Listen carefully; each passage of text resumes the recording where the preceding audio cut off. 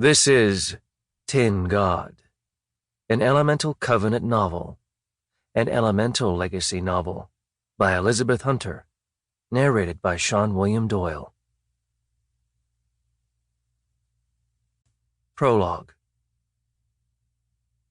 The wind vampire flew over the frozen plateau, hunting for signs of life in the clear night. The sky was lit by a newly waning moon, and the earth beneath her was threaded with river valleys so fine and numerous that they reminded the hunter of the unfurled leaf of an ancient fern. She smelled smoke in the distance and turned toward it. The small wooden house was surrounded by dense forest, nestled in a narrow river valley flanked by snowy peaks. There was nothing for miles except trees, wild animals, and a drifting group of human pastoralists she could easily avoid.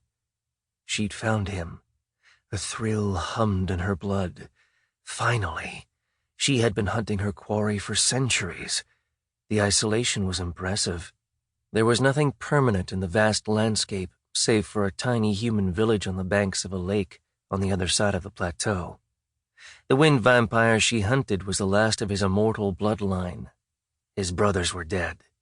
His sire was dead, and she'd killed his grandsire thousands of years before he'd been born.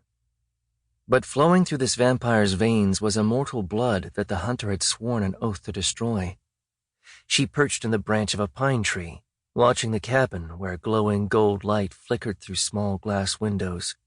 Snow fell through the branches of the pine, drifting and dancing in the air, triggering a faint memory of sunlight and laughter she had nearly forgotten after endless years.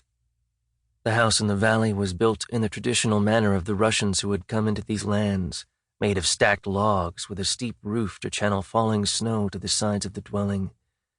There was a spiked wooden fence that surrounded the compound to keep predators away from the frozen meat hanging from the eaves.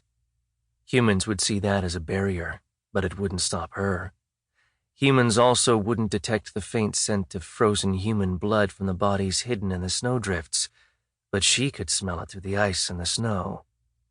It was too cold in the winter to bury human bodies, but the ground around her was thick with bones. She could hear them whispering as they moldered in the earth. These immortals had been hunting in this area for many seasons.